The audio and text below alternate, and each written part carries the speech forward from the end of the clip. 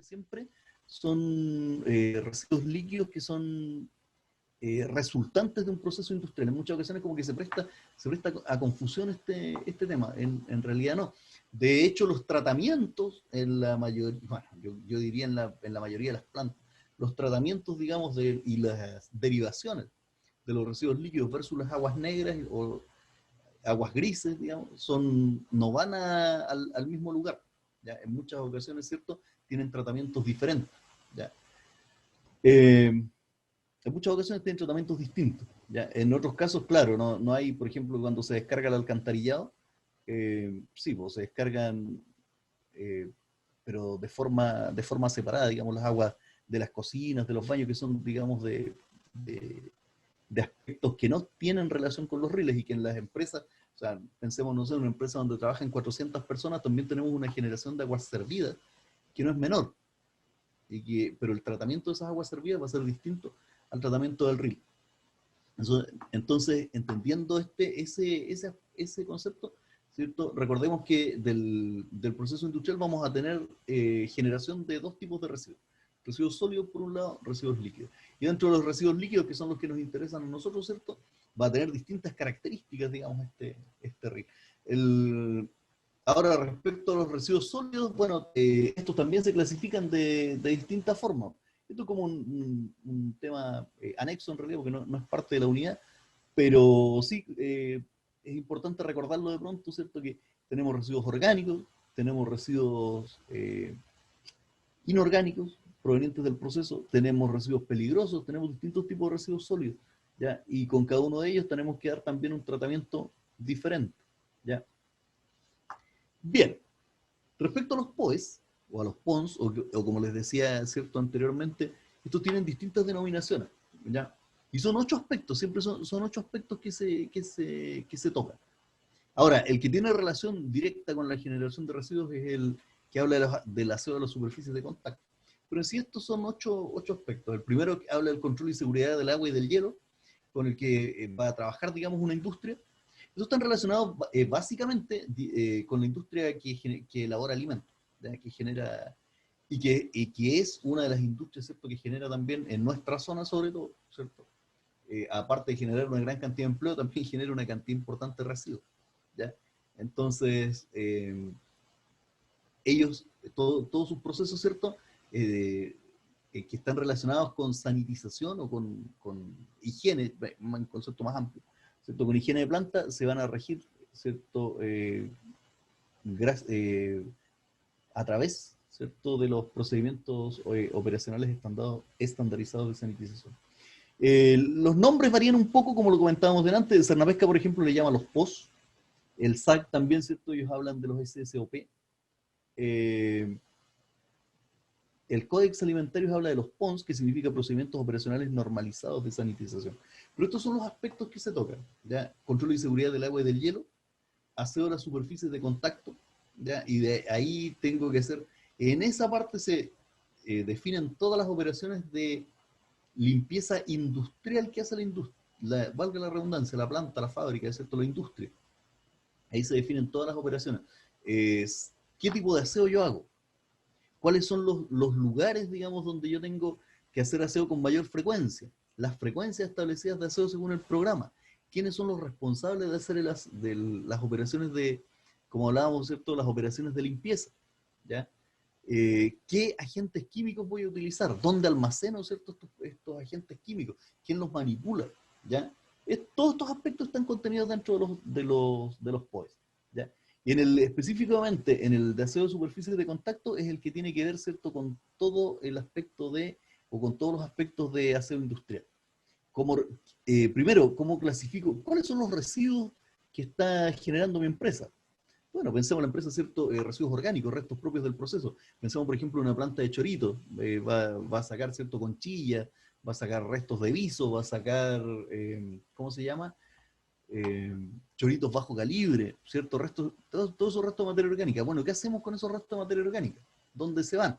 En Chiloé, por ejemplo, ustedes saben, ¿cierto? En Chiloé tenemos un problema grandote con el tema de la basura, ya, porque estamos con problemas bastante serios respecto a rellenos sanitarios. Nadie quiere recibir la basura industrial acá. Entonces, es un tema que no es menor, que de alguna forma, ¿cierto?, hay que buscarle solución en el corto o mediano plazo, en realidad, pero es un tremendo tema. Entonces, bueno, ¿cuál es por decirlo de alguna forma, cuál es el negocio acá de la industria? Y lo que uno también transmite cuando haces auditorías o capacitaciones, este tipo de cosas, eh, trabajar para reducir los residuos. Trabajar para reducir los residuos. Entonces, por ejemplo, se han dado algunas cosas interesantes. Por ejemplo, hay plantas que sus conchillas ya no las eliminan, ¿cierto?, como residuo orgánico, sino que se dan a una planta de cal. Hay plantas, por ejemplo, hay otra planta que tiene su propia planta de cal. Hay otra planta que tiene, ¿cierto?, con todo el desecho de chorito, que son materia orgánica, y hizo una planta de harina de chorito. Entonces, se están haciendo cosas interesantes. Se está trabajando de a poco, se ha ido metiendo mucho también el concepto del reciclaje, ¿ya? Entonces, hay ciertas iniciativas, digamos, que se van interesantes, digamos, que se van realizando. Pero sí, efectivamente, el negocio de la industria hoy día, ¿cierto?, es reducir tu cantidad de residuos. Ahora, con los residuos líquidos, eh, claro, igual es un tema, porque por un lado, tú dices, claro, vamos a eliminar, ¿cierto? Tomamos agua, tenemos una concesión, tomamos agua del mar, eliminamos por nuestro emisario de descarga, pero eso tampoco hoy es tan así, porque tu declaración de impacto ambiental te establece el caudal máximo que tú puedes descargar. Entonces, no es tampoco cierto que, no, eliminemos nomás los residuos líquidos. También se establece y que eso se ha ordenado bastante, yo, no sé, yo conozco la industria del año 95. Entonces uno puede mirar, digamos, en los últimos años cómo se ha ido ordenando también estos aspectos. Y hoy día, por ejemplo, el tema de la regulación de la emisión de residuos líquidos a los cuerpos receptores, que se llama, ¿cierto? Ya sea que descargues al mar, ya sea que descargues al alcantarillado, también está mucho más regulado, ¿ya? Hay un programa de vigilancia, existe este sistema que tienes que declarar por ventanilla única, los días 20 de cada mes, todos los informes de tu RIL, y eso tiene que concordar, ¿cierto? Coincidir con lo que estableció tu declaración de impacto ambiental, o tu resolución de la CIS, etcétera. Entonces, estos temas están bastante más regulados. Bueno, avanzando, digamos, en el tema de los procedimientos operacionales estandarizados, entra también dentro de estos 8 aspectos, 8 temas que debo tocar, el concepto de prevención de la contaminación cruzada también, las instalaciones sanitarias, todo lo que tiene que ver con la eh, ¿Qué se, instalación, digamos, de las instalaciones del baño, de instalaciones para el lavado de manos, tanto dentro de la planta como fuera de la planta. Todo eso se ve en ese capítulo, ¿ya? En el que tiene relación acá con instalaciones sanitarias. Luego Wilfredo, tenemos también, sí, hay una pregunta de Marjorie. Dice, ese mal olor en la costanera en Puerto Montt, ¿a qué se debe? eh, ahí como podrían haber ahí podrían haber varias explicaciones ahí en realidad, pero eh, bueno, en, hay, hay ahí también temas de tratamientos de agua. Ahí, básicamente, en la costanera de Puerto Montt, descargas de residuos industriales líquidos no tenemos, ¿ya? De residuos industriales líquidos. Sí tenemos descargas de aguas servidas. Entonces, obviamente, claro, si tenemos descargas de aguas servidas que no tienen tratamiento, de hecho, no sé si ustedes se acuerdan, hace un tiempo atrás hubo una foto aérea de una descarga ahí al frente del mall Costanera, una foto aérea así, pero impresionante. Y obviamente eso es una descarga. Residuos industriales, yo insisto con eso, residuos industriales líquidos en la Costanera de Puerto Montt no hay, pero sí tenemos descargas de agua servida, ¿ya? Y que no es menor. Ahora, podríamos, a la pregunta de Marjorie, eh, ¿cierto? Yo asumo o podría asumir, digamos, que esos olores se deben, digamos, a descargas, digamos, prácticamente de aguas servidas que no tienen tratamiento alguno antes de salir a la costanera. Bueno, ese es un tema también, porque justamente lo que decía Claro, ahí de dice, Salco es un tema, porque mm, de hecho en Puerto Vara, ¿se acuerdan que igual hace cuánto? Igual hubo una polémica más o menos importante también por las descargas que se iban sin tratamiento al lago Yanquihue. Entonces es un tema. Ahora, efectivamente, o sea, si uno mira en el tiempo, y eso mirando así como en retrospectiva, digamos, eh, sí, si uno mira el tiempo, hoy día, claro, pues hay muchas más regulaciones, hay mucho más control, pero todavía falta mucho por hacer. O sea, yo me acuerdo el otro día también en la clase anterior también comentábamos, pues el hecho de que nosotros, no sé, hace años atrás cuando uno iba por Chinquihue, ¿cierto? La mayoría, bueno, todas las plantas que están ubicadas, digamos, en el borde costero, ¿cierto? En Chinquihue, hace, no sé, 15 años atrás, 20 años atrás, todas tenían las descargas, el emisario de descarga, digamos, sobre el nivel del agua, ¿ya? El emisario de descarga. Hoy día el hecho de que estén todas sumergidas, que la descarga sea submarina, que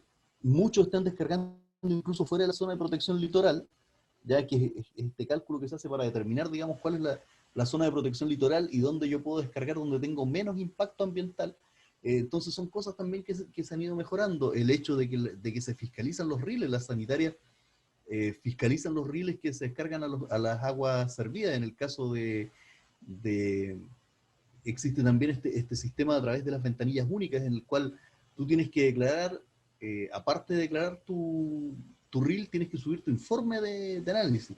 Y por otro lado existe la posibilidad también, ¿cierto?, que te fiscalicen, que vayan efectivamente, ¿cierto?, y te fiscalicen directamente, te vayan a tomar una muestra directamente a tu planta, en forma de fiscalización. Ahora, respecto al tema de aguas servidas, sí, pues todavía falta mucho por hacer ahí en ese aspecto. Wilfredo, mira, Marjorie Sí. pregunta qué se hace en estos casos. No sé si Marjorie, el profesor ya te dio respuesta a lo que consultabas o te refieres a específicamente el tema del tratamiento de agua servida.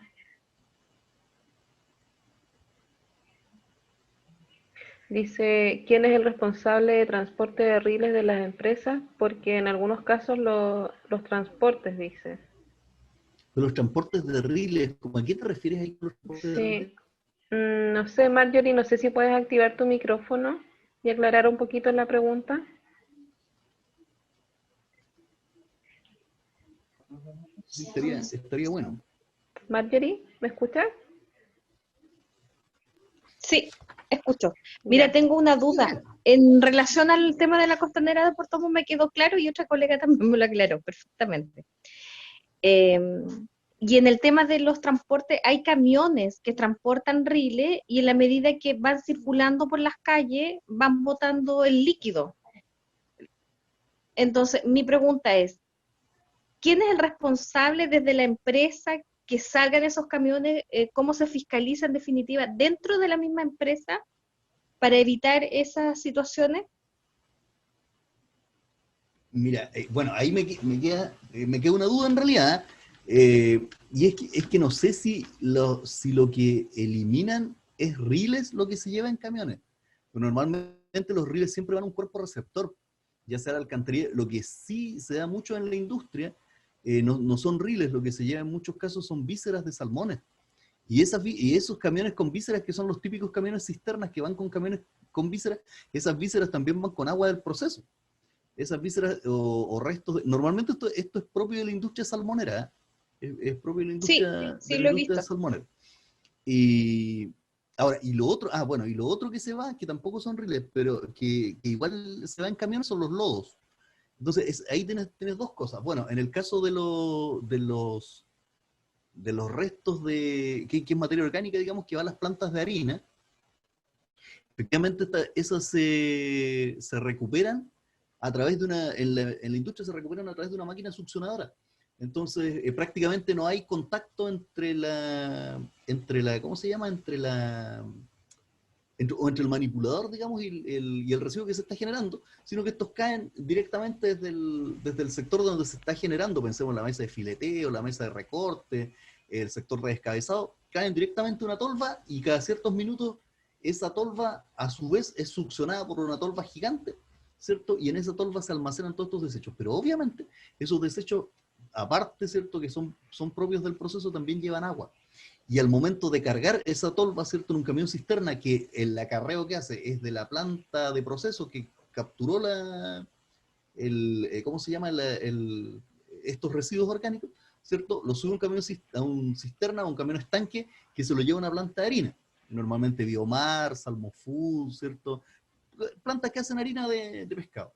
Ahora, el tránsito, efectivamente, desde la planta hasta la planta, desde la planta generadora, por decirlo de alguna forma, hasta la planta receptora, efectivamente, ¿cierto?, es responsabilidad de la empresa y de la empresa mandante y de la empresa transportista. Ahora, ¿quién es el encargado de fiscalizar?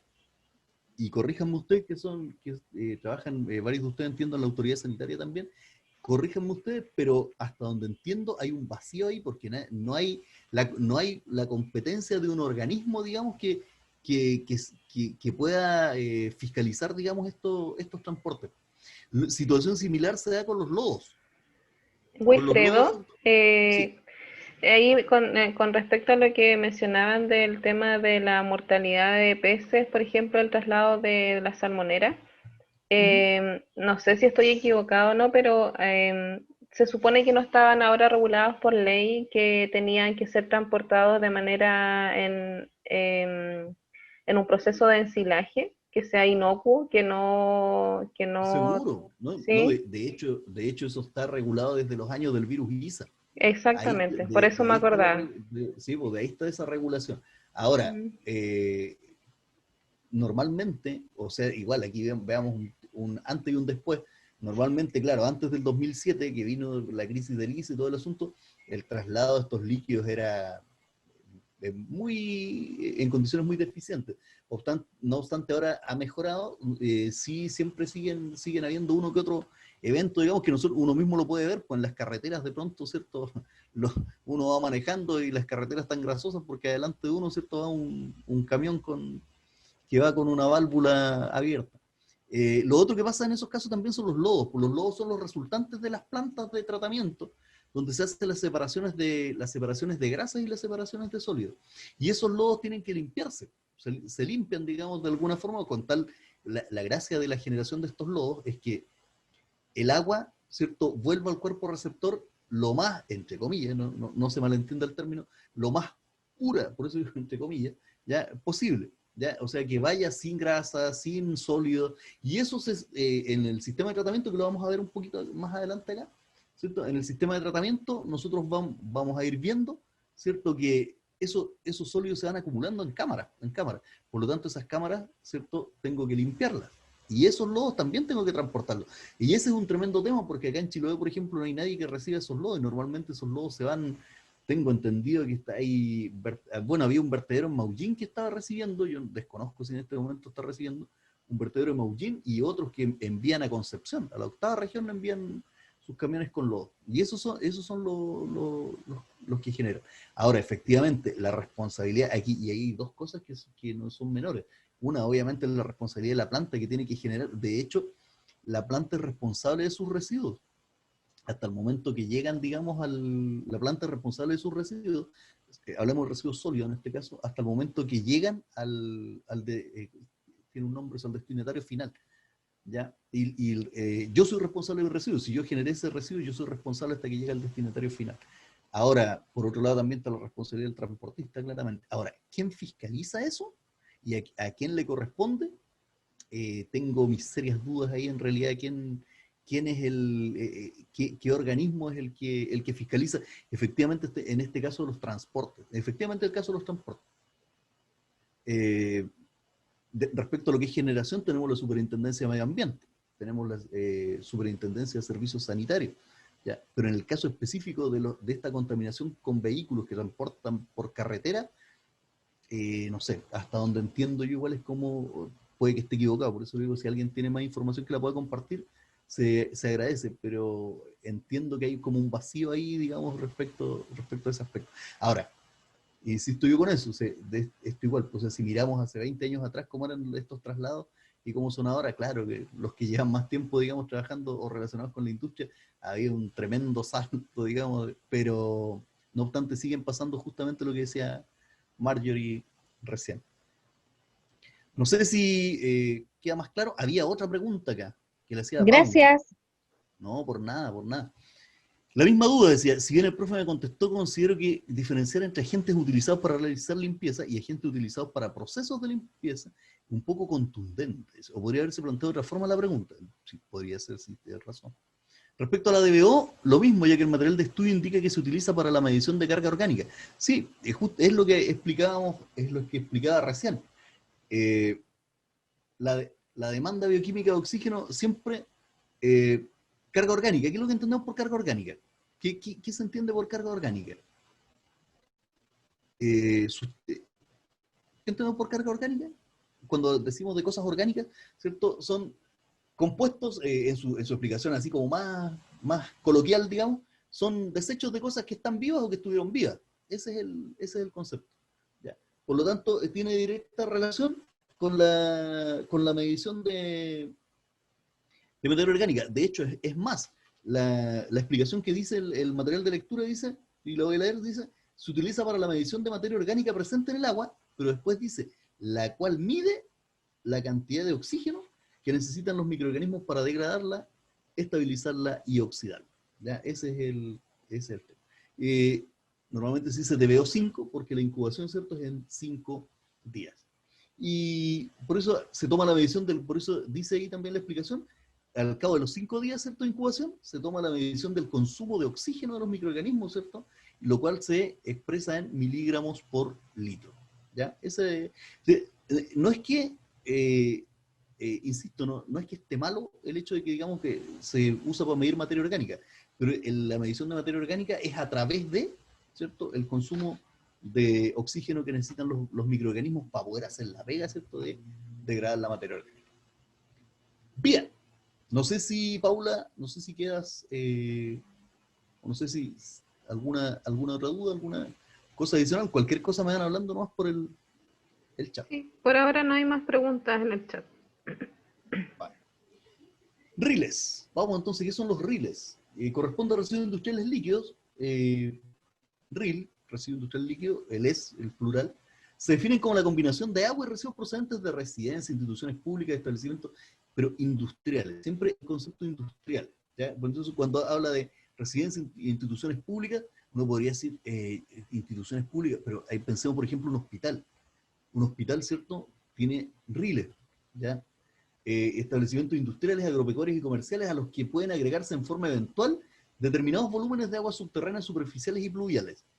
Esto en forma eventual, ¿ya? Un RIL normalmente no considera las aguas lluvias, ¿ya? Normalmente no considera las aguas lluvias un RIL. Ahora, indirectamente sí, como dice, por eso eventualmente, ¿cierto?, se podrían agregar algunos volúmenes determinados de... Aquí en nuestra zona, ¿por qué se los comento? Porque en nuestra zona es un tema, el tema de la lluvia. Entonces, por ejemplo, cuando todas las plantas de proceso tienen un sistema separado del RIL, ¿cierto?, de canaletas o acueductos, o como le llamemos, ¿cierto?, para poder canalizar sus aguas lluvias y no se les junten con el RIL, porque si no le va a aumentar también... ¿Qué le va a aumentar? Básicamente el caudal. Básicamente el caudal, y es por la cantidad de lluvia, ¿cierto?, que se recuperó y fue a parar al río. ¿Ya? Bien. Son aguas de desecho generadas como resultado de un proceso activo de servicio dado. Se considera que un RIL es contaminante cuando tiene elementos físicos, compuestos químicos o especies biológicas fuera de los rangos establecidos. ¿Ya? Acá tenemos una clasificación general, ¿cierto?, de los riles. Básicamente están constituidos por constituyentes inorgánicos principales, calcio, cloruro, fluoruro, nitrato, sodio, etc. Constituyentes inorgánicos menores, ¿ya?, como cadmio, cromo, cobre, ¿ya? Compuestos orgánicos, naturalmente ocurrentes, ¿cierto? Básicamente, ¿cierto?, el elemento, cuando, bueno, es un poco cuando uno habla de compuestos orgánicos, le decía, cuando hablamos de algo orgánico, cuando tiene, ¿cierto?, como carbono orgánico total. El elemento indispensable, ¿cierto?, para la vida es el carbono. Por lo tanto, ¿cierto?, si algo tenía carbono, ¿cierto? Es porque estuvo vivo o está vivo. ¿Ya? Ese en términos como muy coloquiales, digamos, para poder expresarlo. Después tenemos constituyentes orgánicos, perdón, antropogénicos y organismos vivos, ¿ya? Y los rangos típicos de concentración, acá hay una... esto es como para conocer el tema de los rangos típicos de concentración, porque finalmente lo que a nosotros nos va a interesar cuando tratemos nuestro RIL es lo que nosotros tenemos permitido para entregar al cuerpo receptor. Eso es lo que básicamente lo que nos va a interesar. Características de mi RIL, ¿cierto? Características, al final, ¿cierto? Cuando uno trabaja en siempre el RIL uno piensa que es como la parte más sucia, y finalmente cuando trabajas años en la industria, al final como que aprendes a valorar también el RIL, porque también tiene como su lado medio noble, por decirlo de alguna forma, ¿ya? Características del RIL entonces, dice, características físicas son aquellas que cuantifican la apariencia del agua, descritas como turbiedad, color, sabor, olor, clase de partículas. Aquí entran los sólidos suspendidos totales, los sólidos sedimentables, ¿ya? Químicas son los atributos químicos propios que posee el agua desde sus tipos orgánicos e inorgánicos.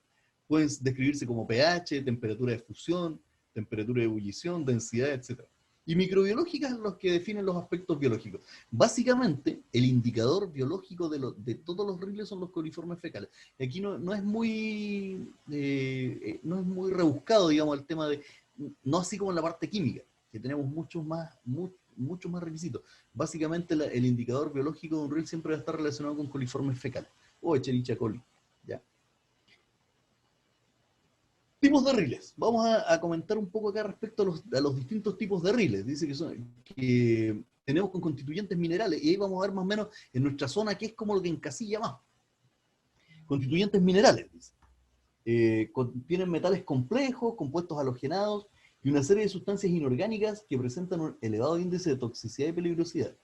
Industria metalúrgica, minera, o sea, siderúrgica, minería, pero estos son como los típicos riles que nos vamos a encontrar, digamos, en la zona o en la zona norte del país. Ahí encontramos, ¿cierto?, estos riles.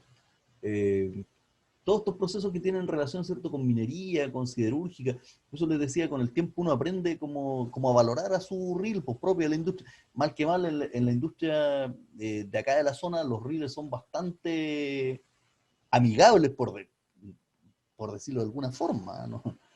Pero son bastante más amigables que en otros procesos. ¿Ya? Eso es lo que quiero comentar, en términos generales, obvio. Con constituyentes orgánicos. La carga orgánica de un efluente puede ser muy variada, va a depender de la actividad industrial.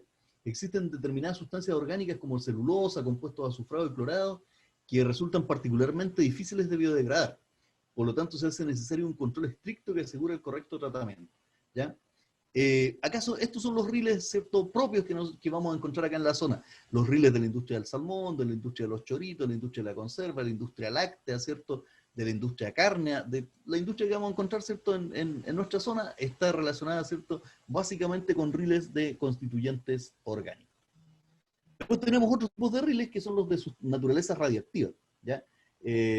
Obviamente estos son los más peligrosos. En Chile, hasta donde yo sé, no tenemos, ¿cierto?, más riles de naturaleza radiactiva. Ya no tenemos riles de naturaleza radiactiva. La única parte donde pudiésemos, pero tampoco es un ril, es el centro de energía nuclear que queda ahí en La Reina. Pero tampoco ellos generan riles como tal, porque no es un proceso industrial que tienen ahí. ¿Ya? Después tenemos otros riles que producen contaminación térmica, que esto no es menor, que vertido, una vez incorporados al receptor, nosotros siempre estamos hablando de un cuerpo receptor. ¿Quién es el receptor? Finalmente, es el depositario final de mi ril.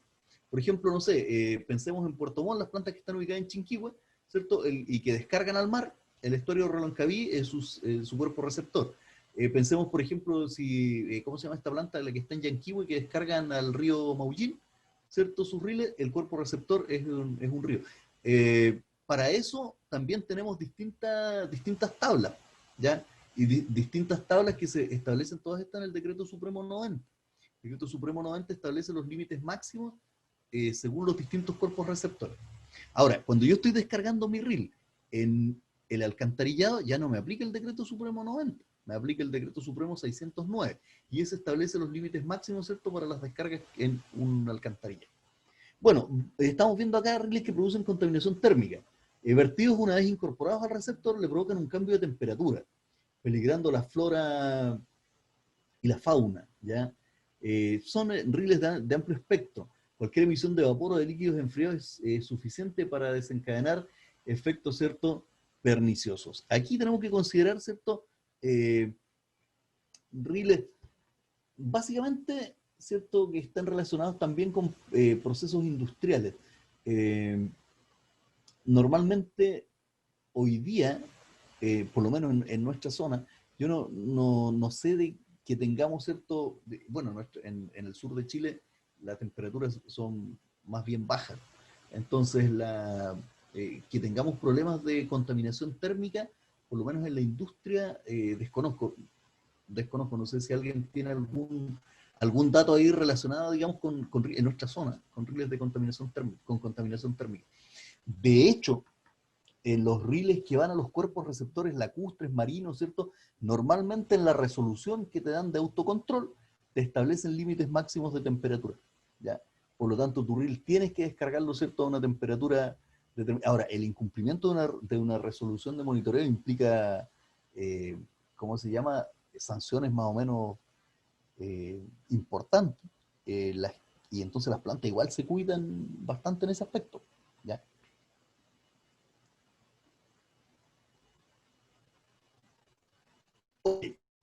DBO, entonces, demanda bioquímica de oxígeno, tal como lo explicamos delante, ¿cierto? Define el contenido de sustancias biodegradables presentes en el agua a tratar, ¿ya? Por eso que decía, medimos materia orgánica, ¿cierto? Se utiliza para medición de materia orgánica, pero la cual mide la cantidad de oxígeno que necesitan, ¿cierto?, los microorganismos. Por eso es que tiene, y acá hay una relación, ¿cierto?, entre materia orgánica, microorganismos que la degradan, ¿cierto?, y biodegradación. Ese es el punto. Después tenemos la demanda química de oxígeno. Define el contenido de sustancias orgánicas o no, pero que son susceptibles de oxidación. El pH, ¿cierto?, el grado de acidez o basicidad que tiene nuestro reel. Las sales inorgánicas, cloruros, sulfatos, nitratos, etcétera. La temperatura del reel. Ese, como les decía, ¿cierto?, es un tema. No puedo descargar, digamos, mi reel en nuestra zona, por eso les digo, en nuestra zona no es tema en realidad, porque los riles entre que salen de la planta de proceso donde se trabaja básicamente con temperaturas de proceso el agua normalmente en nuestra zona, el agua además nunca excede los 14, 15, y por ahí anda en los meses de verano, en los meses de invierno, ¿cierto? Está cercano a los 11, 10, 11 grados. Entonces, normalmente en los procesos de productos marinos, que es como lo que más tenemos nosotros acá en nuestra zona, el reel siempre va a estar a una temperatura muy, muy similar, digamos, a la temperatura del cuerpo receptor. Va a salir, digamos, de la planta ya con esa temperatura.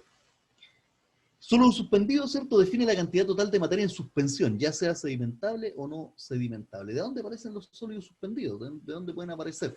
Bueno, pueden ser orgánicos, pueden ser inorgánicos, de hecho, esto se mide, digamos, con un sistema de ¿cómo se llama? La técnica para hacer la medición de los sólidos suspendidos es a través, digamos, de un sistema de filtro y después un sistema de secado. En el caso de los sólidos sedimentables es con un cono, ¿cierto?, en el cual se deja sedimentar durante un determinado tiempo un volumen conocido de agua y se ve cuántos son los sólidos que tiene. Los sólidos pueden venir muchas cosas, pueden ser en los procesos de la industria alimentaria, por ejemplo. Te puedes encontrar, ¿cierto?, con restos de materia orgánica, lo que más puedes encontrar restos de materia orgánica, pero también puedes encontrar restos pequeños de microplásticos eh, y restos de insumos del mismo proceso, ¿ya?, que van a ir, ¿cierto?, como sólidos suspendidos y sedimentados, ¿ya? Bueno, esta definición para tenerla, ¿cierto? Nunca está de más esta definición. Entender los conceptos cuando hablamos delante de aguas negras, aguas grises, aguas residuales, ¿ya? Cuando hablamos de aguas crudas, dices agua que no recibió ningún tipo de tratamiento, o agua que entra en una planta con el objeto de ser tratada. Agua dulce, de origen natural, que contiene baja concentración de sales. Después tenemos las aguas grises. Las aguas grises, fíjense la diferencia con las aguas negras. Las aguas grises son provenientes de tinas y duchas. Esta definición sale en la norma chilena 410, ¿ya? Lavatorios, lavaplatos, pero se excluyen las aguas negras. Después, ¿cierto? Las aguas negras son todos los que tienen relación con excretas humanas. Las aguas residuales, ¿cierto?, se descargan después de haber sido usadas en un proceso, ¿ya? Producidas por esto y no tienen ningún valor inmediato para el proceso. Son las aguas, el agua de ril, digamos, lo que estamos devolviendo al proceso. Las aguas servidas contienen los desechos de una comunidad y están constituidas siempre, por eso cuando se habla de aguas servidas, están constituidas, ¿cierto?, por aguas grises y aguas negras. Los lodos, esos son los sólidos sedimentables, separados de varios tipos de agua mediante procesos naturales o artificiales, ¿ya? Eso es a través del proceso propio de sedimentación de un sistema de tratamiento de riles. Los lodos activados es la acumulación de masa biológica producida por el tratamiento de aguas, por desarrollo de bacterias y otros microorganismos, ¿cierto?, en presencia de oxígeno disuelto. Y cuando hablamos de agua potable, es el agua que cumple con los requisitos de la norma 409. Entonces, ¿qué características debe tener el agua potable? Bueno, tiene que cumplir hoy día, ¿cierto?, en Chile con los requisitos de la norma chilena 409. Y tenemos un esquemita, ¿cierto?, muy sencillo de un tratamiento muy básico de riles, pero es que aquí podemos ver distintas cosas. Este es un tratamiento a nivel domiciliario, ¿ya? Pero nosotros podemos ver, ¿cierto?, algunas cosas que van sucediendo. Esto es cuando uno, por ejemplo, hace su propio no sé, sistema de alcantarillado domiciliario, ¿cierto? Ahora, estos procesos, ¿por qué los grafico acá? Porque estos procesos en un ril, estos procesos son similares, pero obviamente a nivel industrial, ¿ya? Lo primero que se separa en los riles es una trampa de grasas. Es la primera. Tenemos los artefactos generadores, ¿cierto?, de aguas negras, de aguas grises. Lo primero, y en las plantas de proceso va a pasar exactamente lo mismo. Tienen una fase, digamos, donde tienen el separador de grasas. Después, ¿cierto?, tienen el tanque donde se hace la decantación, ¿cierto? Y aquí se van separando los lodos, aquí van quedando, ¿cierto?, todos los lodos. Y estas son las cámaras que finalmente, ¿cierto?, hay que limpiar. Por último, ¿cierto?, hay una capa biológica, ¿cierto?, y un fondo falso, donde finalmente, ¿cierto?, va a ir quedando la última etapa, digamos, de sedimentación para poder sacar el agua lo más clara posible. Si esto lo lleváramos a un ejemplo de un ril, ¿cierto? Lo pudiésemos llevar a un ejemplo de un ril, nosotros podríamos, el agua del ril, ¿cierto?, la devolvemos al cuerpo receptor, pero también hay empresas que hacen uso del agua del ril, ¿ya? En nuestra zona, como que eso no se ve mucho. Por ejemplo, la otra vez veía ¿cómo se llama? En una empresa en Parral, que ellos lo que hacían era una empresa que hacían harina de carne y hueso. Entonces, lo que hacían finalmente con el proceso, porque utilizaban materias primas ¿cómo se llama? De la industria carne, pues de ahí se abastecían, ¿ya?, de materias primas de la industria carne, y hacían harina. Es como lo mismo que hacen acá las plantas tipo Salmofood, tipo Biomar, ¿cierto?, que toman los desechos de la industria salmonera, ¿cierto?, y lo transforman en harina. Ellos hacían lo mismo. Y los riles finalmente los utilizaban, ¿cierto?, como agua de regadío, ¿ya? Llegaban a cierto nivel de tratamiento, ¿cierto?, y los utilizaban como agua de regadío. Podríamos utilizarlo también como infiltración y no tener un cuerpo receptor. Ahí entro, no me acuerdo en este momento, les quedo debiendo, digamos, la norma que aplica en el caso de las infiltraciones. Si van al alcantarillado, acuérdense, Decreto Supremo 609. Si van a cuerpos de agua marinas o lacustres o fluviales, Decreto Supremo 90. Y en el caso que hayan infiltración, no me acuerdo en este momento el número del decreto. Ya, por eso se los quedo debiendo. Bien, y aquí ya como para ir finalizando, ¿cierto?, los tipos de contaminación del agua, ¿cierto? En Chile, recordemos eso, el organismo encargado del control y gestión de los servicios de agua potable y alcantarillados públicos, ¿cierto?, es la Superintendencia de Servicios Sanitarios, la SIS, ¿ya? Fiscaliza las empresas sanitarias y establecimientos generadores industriales, ¿cierto?, de riles, ¿ya? Es participante de establecimiento de normas, ciertos estándares, y es competente para multar a las organizaciones que no cumplen con lo expuesto en las leyes, normas y decretos, ¿ya? Algunos términos acá importantes, ¿cierto?, de recordar: biomagnificación y retrófico. Cuando hablamos de biomagnificación, es el aumento progresivo en concentración de un contaminante con organismos vivos, a medida que se transfiere, ¿cierto?, a través de la cadena alimenticia. Entonces, biomagnificación, aumento progresivo de concentración de un contaminante en los organismos vivos. Retrófica es el conjunto de cadenas alimentarias de un ecosistema, interconectadas entre sí mediante relaciones de alimentación, tanto en plantas, en herbívoros, en carnívoros, ¿cierto? Forman parte de una cadena trófica. Este fenómeno que tenemos acá, ¿cierto? El fenómeno de eutroficación, ¿cierto? Que esto nosotros lo podemos ver, sobre todo en riles no tratados, es el enriquecimiento de las aguas debido a la adición de nutrientes, provocando el crecimiento de algas que consumen gran parte del oxígeno, impidiendo que los organismos acuáticos vivan, ¿ya? Puede ser un proceso natural o un proceso antropogénico, que provoque el incremento de una cantidad de nutrientes, ¿ya? Básicamente nitratos y fosfatos, ¿ya? Aumentando con ello la capacidad del fitoplancton.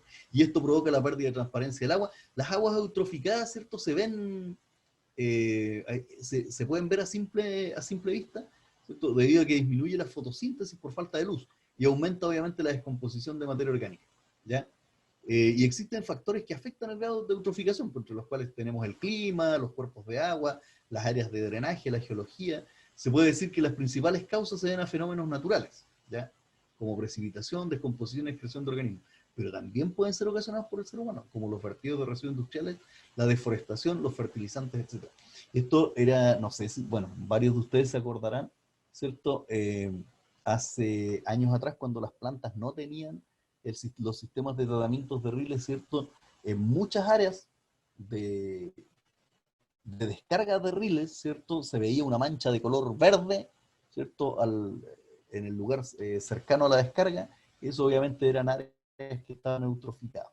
Hoy día con el sistema de las descargas, digamos, a cuerpos de agua marinos, digamos, o lacustres, en el cual el ducto, ¿cierto? Va eh, a descargar muchos metros de la línea más fuera de la zona de protección, ¿cierto? Obviamente estos efectos se minimizan. Y bueno, y para finalizar, ¿cierto? Vamos a repasar algunos efectos de los riles. Dependiendo de dónde se realiza el vertido de las descargas de los riles, podemos establecer el efecto que tienen estos efluentes. ¿Qué efectos va a tener sobre las aguas superficiales? Aguas superficiales, ¿cierto? Superficiales. El efecto sobre las aguas superficiales genera daños en la flora y fauna acuática, de ríos, lagos, cauces naturales. Si se utiliza el agua de estos cuerpos de agua, la agricultura sufrirá trastornos, obviamente debido a las aguas contaminadas. Sobre los alcantarillados, Decreto Supremo 609. El efecto sobre los sistemas de alcantarillado se observa en el nivel de corrosión, por las incrustaciones, las obstrucciones a la red de alcantarillado. Se puede producir también gases tóxicos o gases inflamables. Aguas superficiales, ¿cierto? Decreto Supremo 90. Aguas subterráneas. El efecto sobre los sistemas de alcantarillado se observan, no, acá hay un error acá en este tema, está puesto acá dos veces. Bueno, el efecto, ¿cierto?, sobre las aguas subterráneas, para entenderlo bien, digamos, el efecto que van a tener los riles sobre las aguas subterráneas son muy similares a lo que van a tener sobre las aguas superficiales, pero con la diferencia que en muchos casos las aguas subterráneas son utilizadas posteriormente para, como dicen, ¿cierto?, o como se dice en las sanitarias, para hacer agua potable, ¿ya? Se van a tomar esas aguas subterráneas, ¿cierto? De alguna u otra forma, a través de las napas, ¿cierto? Va a llegar esa contaminación a los lugares donde nosotros captamos agua para hacer las tomas, digamos, de agua potable. Y obviamente nos va a provocar un problema porque va a venir con cargas microbiológicas y con cargas químicas, ¿cierto? Mucho más allá de lo que se espera, ¿cierto?, que tuviesen las aguas superficiales. Que las aguas superficiales microbiológicamente son bastante puras, ¿eh? Químicamente de pronto uno se encuentra con unas sorpresas pero no es que sean sorpresas, sino que es propio, digamos, de las características de esa agua. Normalmente aguas muy profundas que se pueden captar, aguas subterráneas, no sé, 120 metros, tienen siempre ciertos compuestos inorgánicos que es necesario sacarlos, ¿cierto?, antes de poder utilizar. Bien, y así hemos llegado, digamos, al final de la presentación. Si hay alguna duda, alguna consulta, algo que podamos aclarar.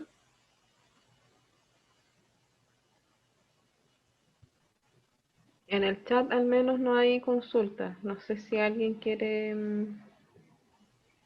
activar su micrófono y hacerle una consulta.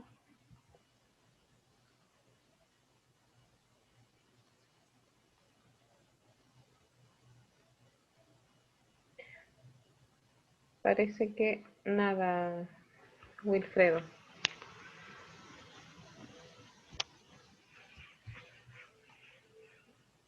Ya, estaríamos entonces. Ujú.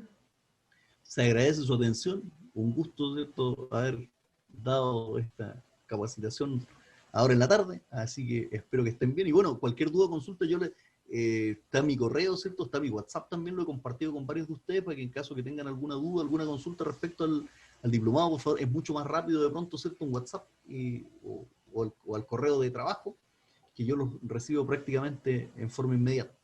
Así que eso, la mejor disposición en todo caso para resolver cualquier duda o consulta que tengan. Ujú. Ok, gracias. Gracias. Gracias Me igual a despido los entonces, pues, participantes. Gracias, buenas tardes. que Buenas tengan una tardes. buena tarde todos, se cuidan. Chao, chao. Igualmente, chao. Chao. Chao. Chao. Chao, chao.